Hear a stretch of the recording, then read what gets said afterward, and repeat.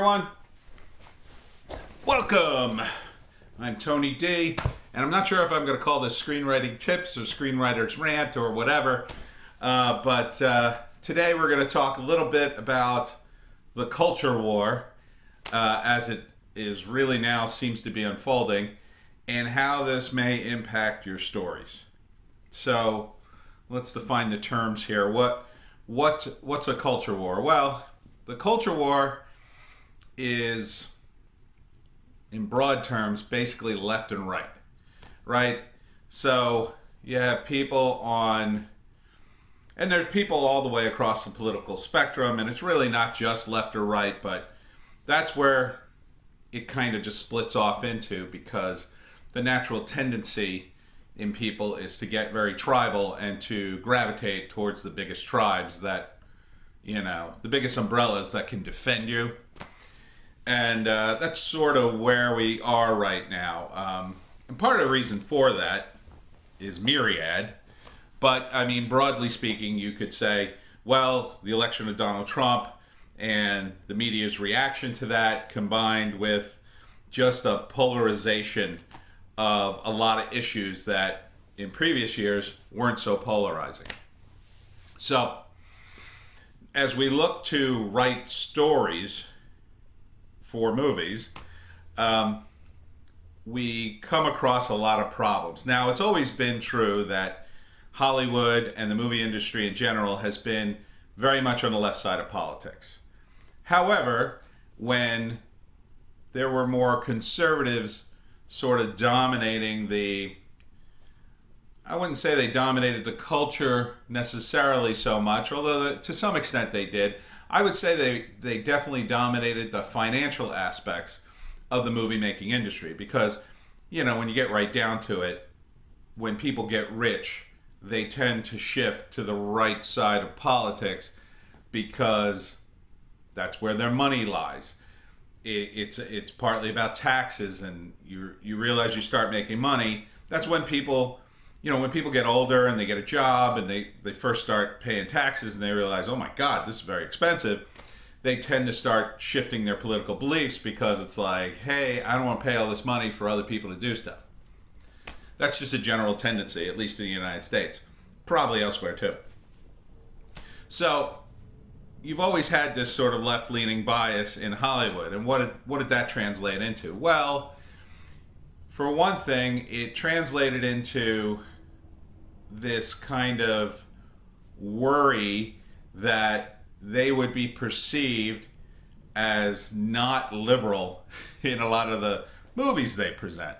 So typically, or in TV shows too. So typically, if you had, for instance, a storyline where there were Muslim terrorists, a Hollywood response would be, well, you got to include some non-Muslim or non-terrorist Muslims to balance it out, to show that we don't believe that all terrorists are Muslim or all Muslims are terrorists or whatever.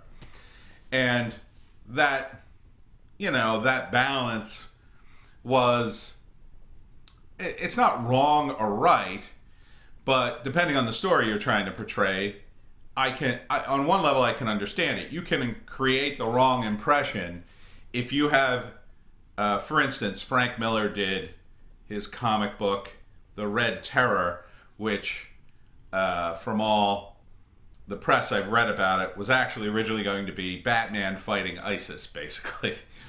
And you can create the wrong impression if you have a protagonist that's going up against, let's say, a Muslim terrorist group, and the only Muslims in the story are just bad guys. You can create the wrong impression. You can create the impression that all Muslims are terrorists by doing that. It depends on the story, though. Now, if you're in a war situation, say in the Middle East, you know, that is less likely, because if you're in a war situation in the Middle East, it would naturally create, say, civilian population characters that wouldn't necessarily be involved in terrorism, and that would be organic to the story. Whereas in the Batman Red Terror story, it would not you wouldn't necessarily need, say, Muslim civilian characters in that story. You could avoid them easily because you'd be in America where not necessarily there's a lot of Muslims. But that could create the wrong impression. So I think we all get that as story writers. The problem becomes when it goes further than that. I mean, it's very obvious that, terrorists are bad people because they blow up people, not because they adhere to a particular religion, let's say, or from a certain country or from a certain ethnic background. So, most people are all on board with that. But movies are symbolic and they're about messaging. So portraying everyone, every group as great just because you feel pressured by your image or the people watching the movie isn't necessarily good for the story. And what you end up with is, unrealistic portrayals. So if you're doing, let's say, the Robin Hood movie, and you're going to hammer in characters from other cultures that really traditionally weren't in them, I mean, you can do that if it adds to the story, and I think maybe you could argue, well, the first time they did it with the Kevin Costner movie, yeah, okay, it was kind of a cool take, whatever.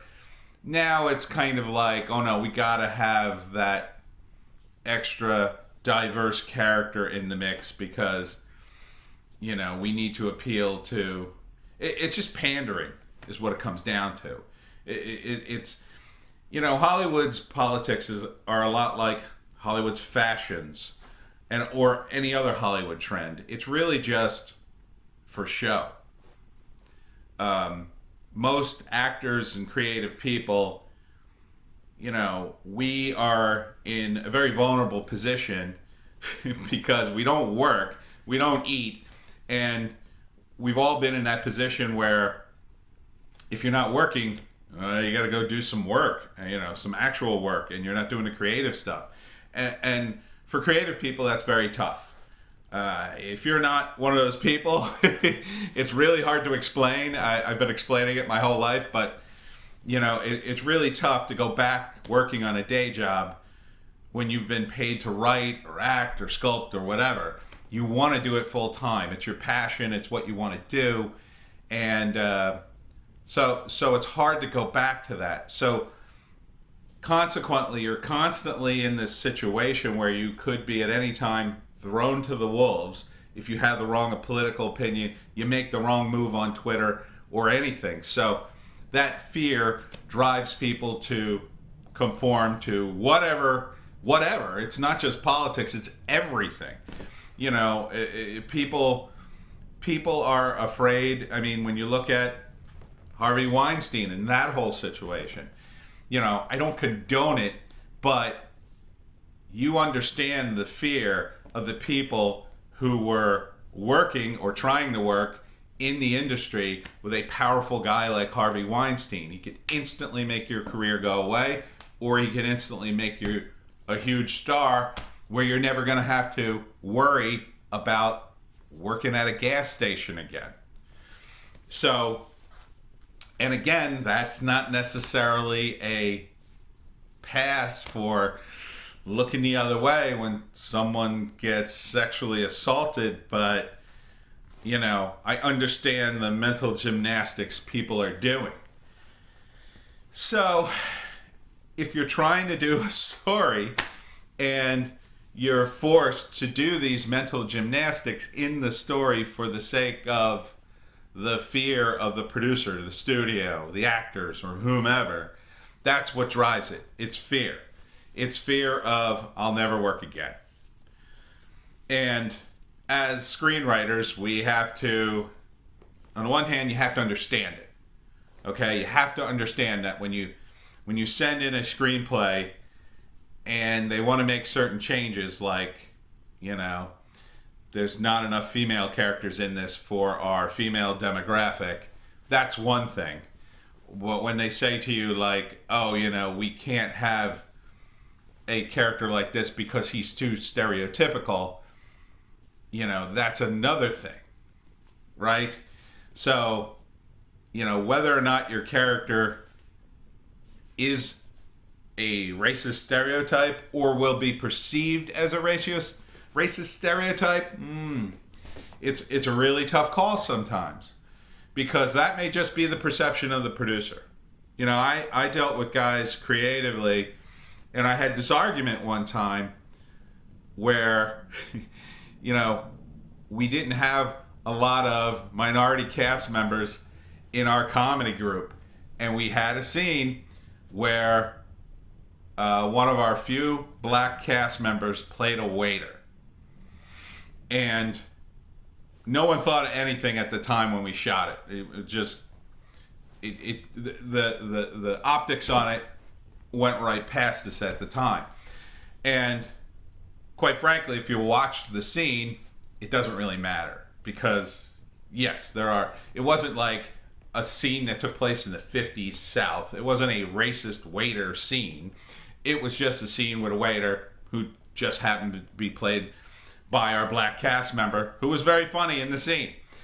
But the argument unfolded about things we had done in the past and whether or not things would be perceived a certain way. And I pointed out, well, hey, you know, we have a cast member here who's one of our few black cast members, and he's a waiter. Like, you could construe that as something. And, you know, it wasn't, fortunately, but it could be.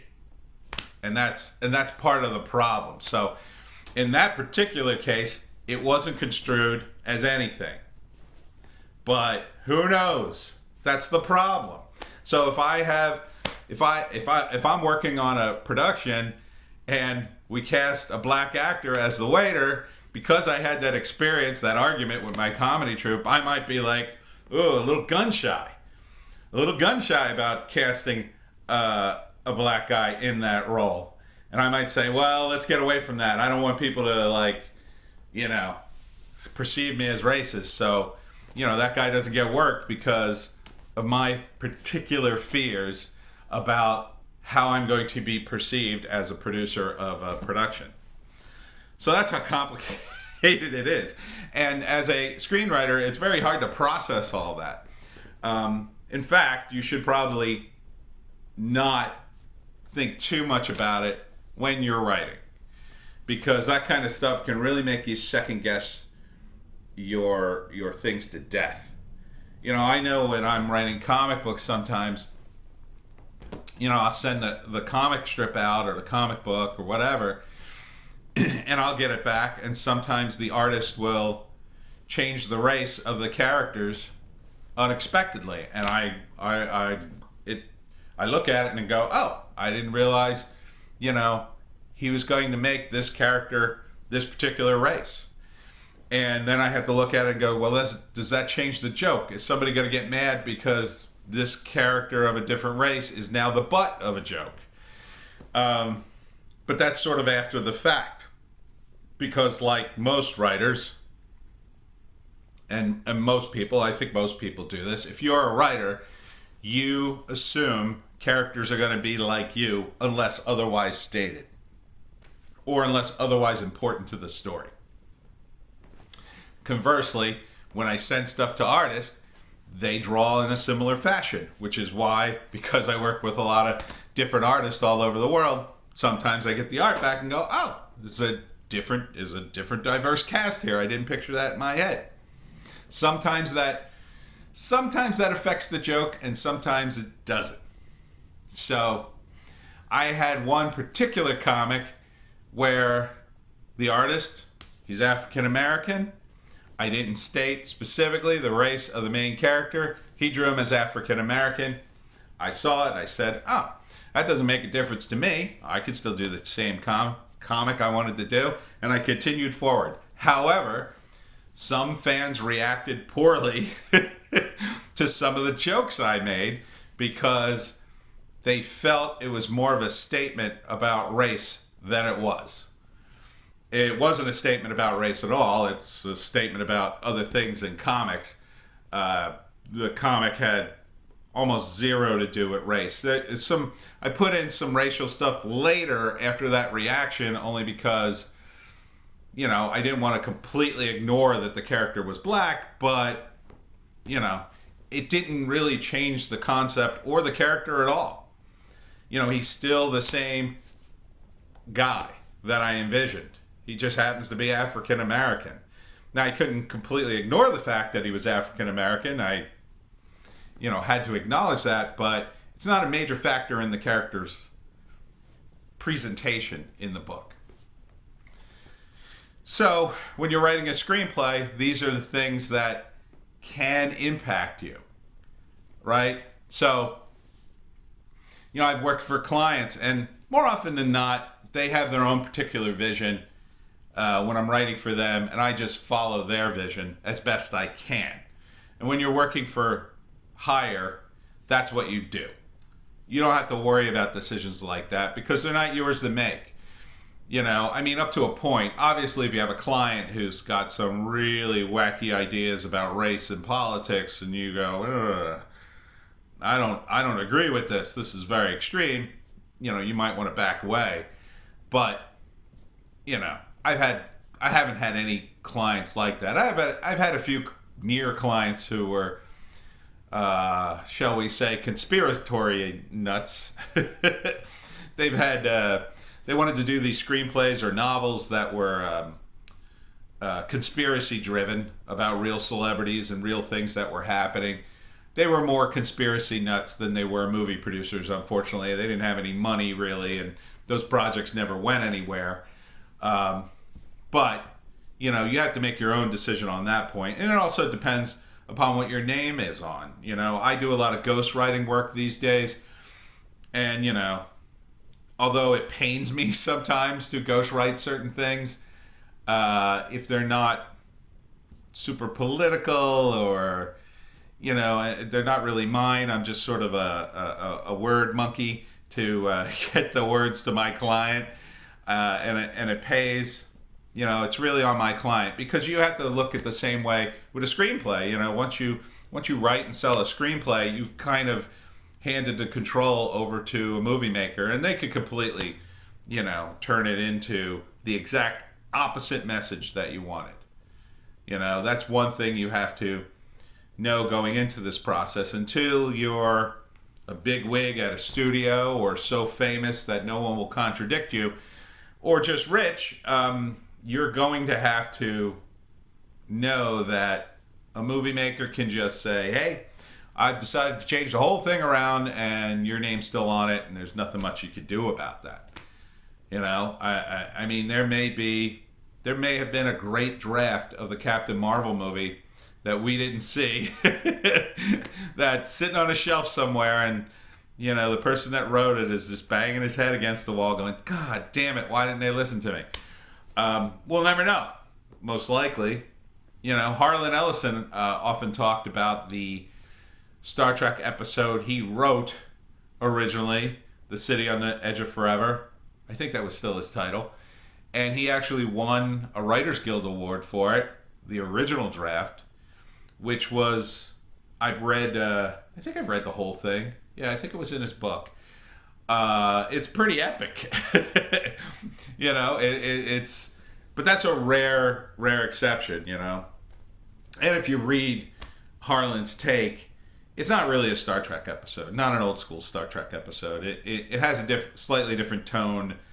Harlan's take, I think, was a little too grim and gritty for that universe, and really, and no disrespect to Harlan, he was a great writer, great talent, but I think he kind of expected too much from Gene Roddenberry, who basically rewrote every single episode himself and had a very particular vision in mind. And that doesn't necessarily make a guy like Roddenberry like God who walks on water, but you have to understand the dynamics. Harlan was a guy hired to write a screenplay for TV, and Gene Roddenberry was in charge of that. If Harlan wanted to be the guy who called the shots, he needed to be in charge. Simple as that. I've been in charge of little tiny shows on YouTube and things, you know, and I got to do what I wanted. If you want to be in charge, you have to produce it. Simple as that. You have to put out the money. Then you can call all the shots you want. You can say whatever you want to whomever you want. So if you've got a creative vision in mind and you don't want to sell it and see it destroyed, don't do it.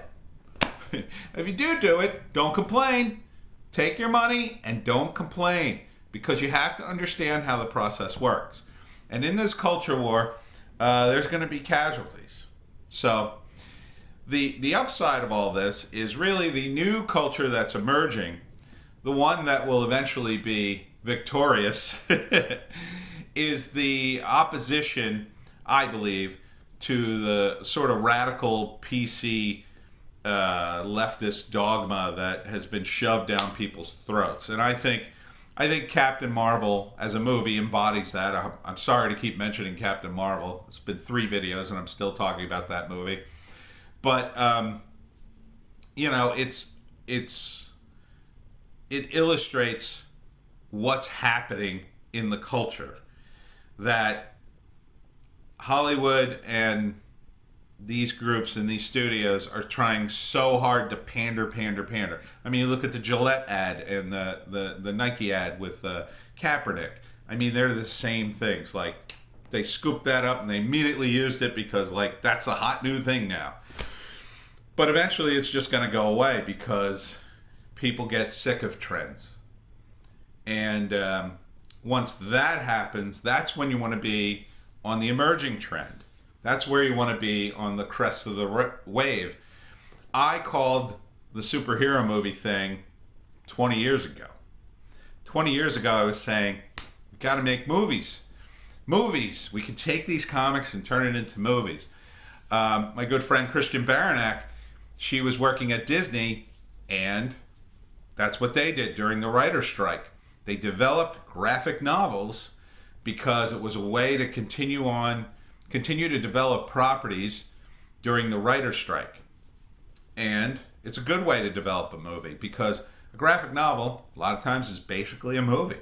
It's basically a movie. It's the storyboard for a movie, and it has everything. You could just take a graphic novel and shoot it frame for frame, just about. Some of them, not all of them. Obviously, you have to make some changes, but, you know, graphic novels, they need to be one big story. Movies are one big story. They have some of the shots, or at least the key shots. They definitely have the designs of the costumes and the characters, the look, the tone. I mean, there's a lot there. So you take a graphic novel and you can make a movie out of it.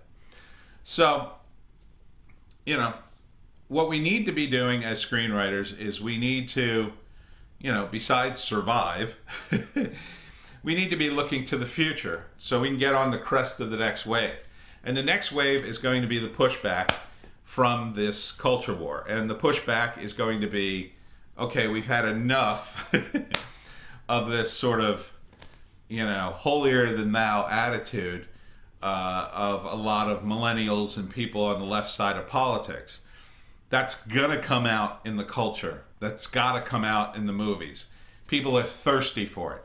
People are thirsty to see, you know, things in their movies and TV shows that they haven't yet seen in real life.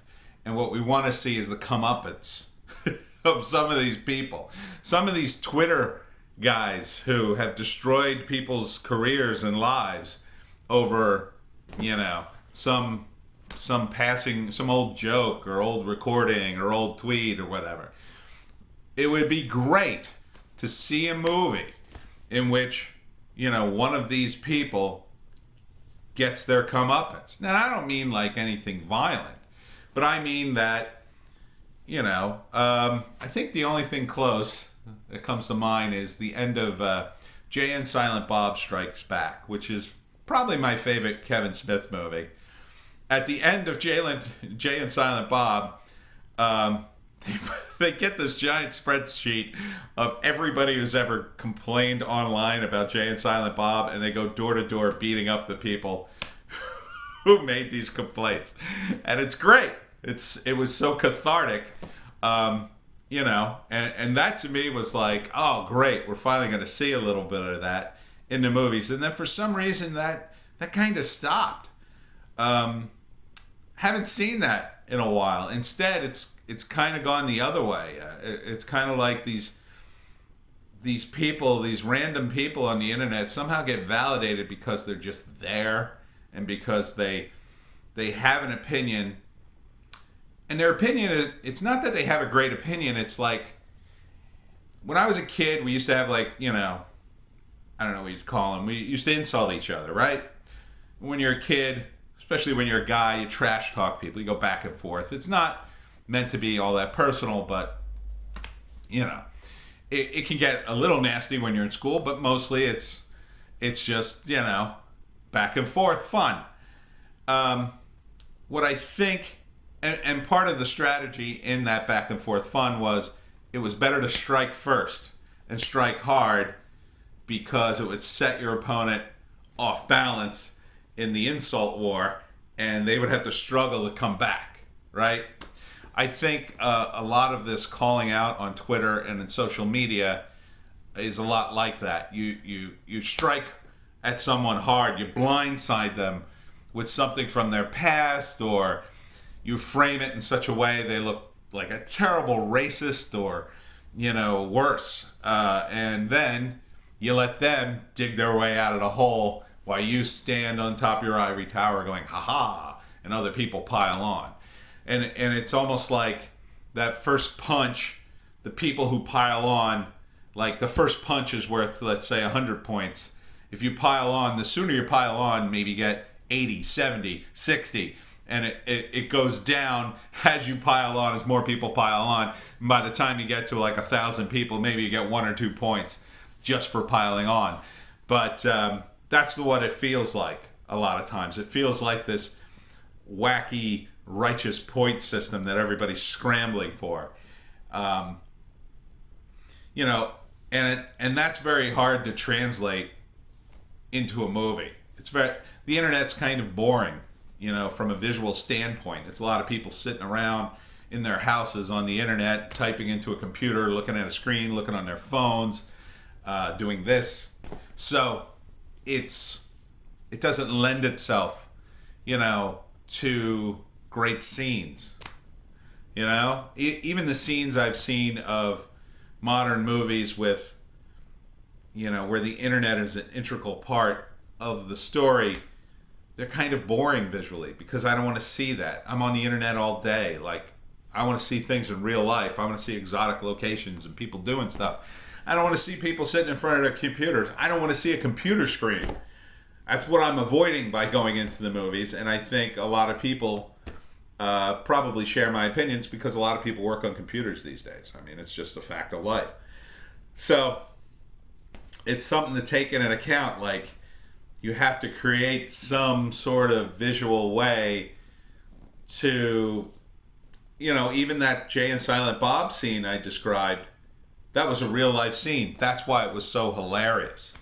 You know, the fact that they had this giant spreadsheet of comments that had been made, you know, it was hilarious. And these guys just sort of like wake up from their dark rooms and open the front door, and there's Jay and Silent Bob. I mean, it was funny. So, what am I saying? I guess I'm just rambling at this point. I'm saying that in the culture war, trying to write your screenplays, you have to understand that right now, to write a screenplay for hire, to write a screenplay to sell it, you're probably going to have to be very careful with your politics. But there's another trend that's coming, and if you want to get on the crest of that trend, you also have to be ready with the new politics of the situation and the stuff I just described. You have to be ready to write that scene with that self-righteous character and give them their comeuppance. You have to be ready to portray a conservative who's not a bad guy. And you have to be ready to defend your position on your characters and your scenes, you know, if they, even if they're perceived by some as being, I mean, you look at what's going on in The Simpsons right now, which I'm very shocked and appalled that they're pulling the Michael Jackson episode on The Simpsons, which seems to me extreme. That's just my opinion. I mean, the whole thing, every one of my videos is my opinion. What are you going to do? But it's like, well, are you going to go back now and look at every person who's ever been a guest on The Simpsons and say, well, maybe we should really reevaluate their life or whatever? And truth be told, I've seen videos discounting this current documentary on Michael Jackson as a total hit job. Google the Rageaholic and Razor Fist. He's done 3 videos on the subject, and they're very compelling. So, you know, the fact that everybody in Hollywood's just immediately throwing Michael Jackson under the bus, again, essentially because this documentary, you know, says he's a bad guy. It's, you know, first off, the guy's dead. Second off, the guy was never convicted.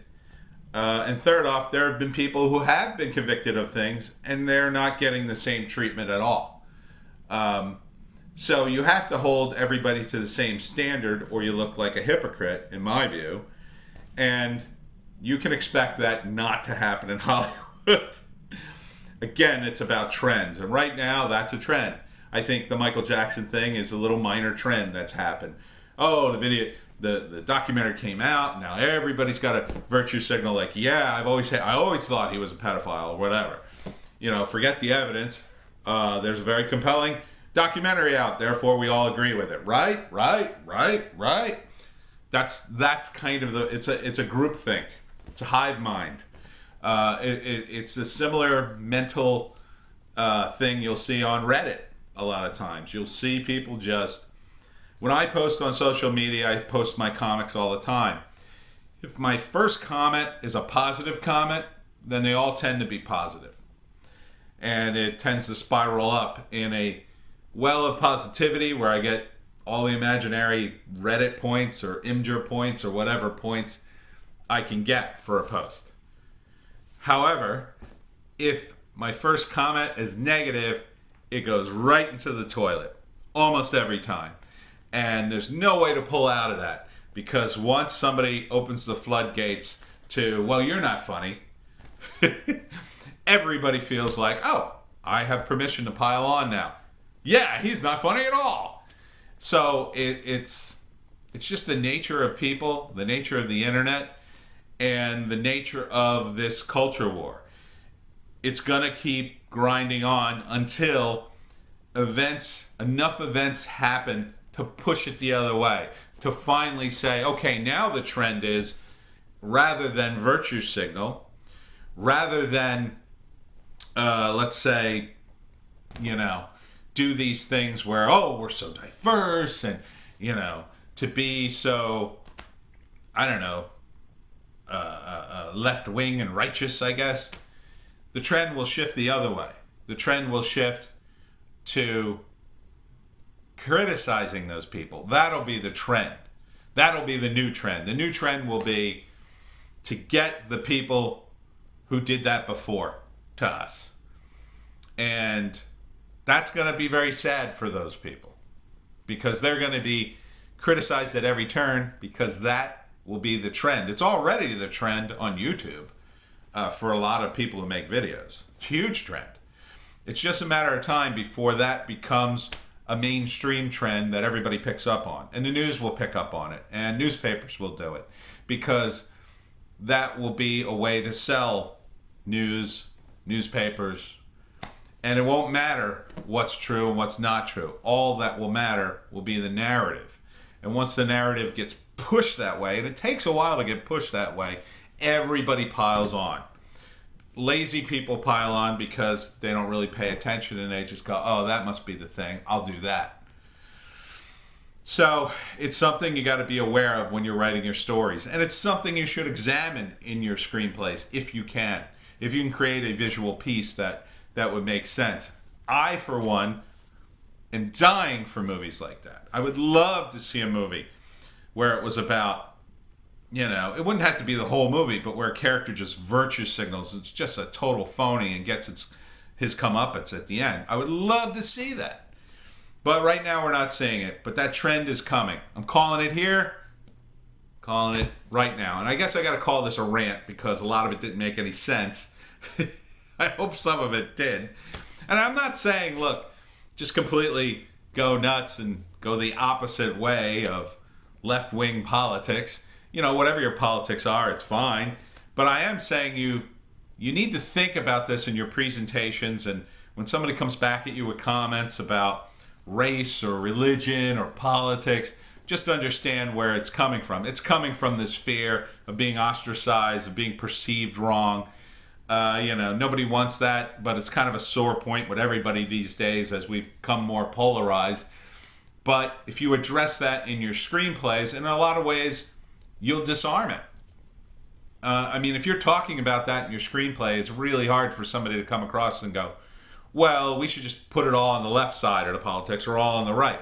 No, that's the whole point. You're having a discussion within your movie to suss out those problems. And that's what we really need to have in the culture. So write those movies.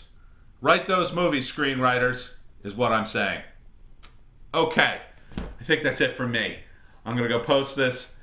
I guess this is a rant. I'll see you next time. Bye.